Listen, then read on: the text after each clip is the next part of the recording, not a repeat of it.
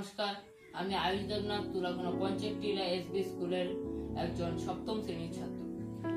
তো আমরা প্রায়শই দেখে থাকি আমাদের চারপাশে এমন করে জলের বোতল থেকে জল খেয়ে মানুষের জলের বোতল চারিদিকে ফেলে দেয়।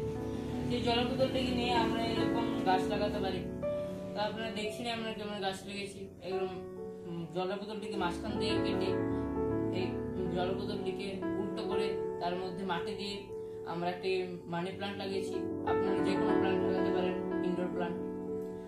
তো নিচে দিয়ে আমরা একটা বোতল মুখে একটি ছিদ্র করেছি, ছিদ্র দিয়ে একটি ফিতা বের করেছি।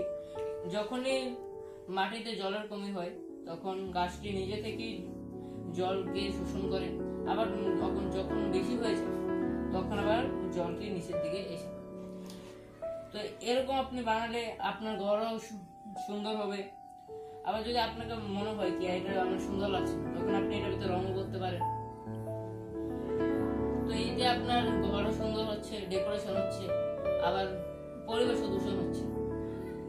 এ থেকে আমরা দুটো জিনিসই অনেক ভালো হচ্ছে।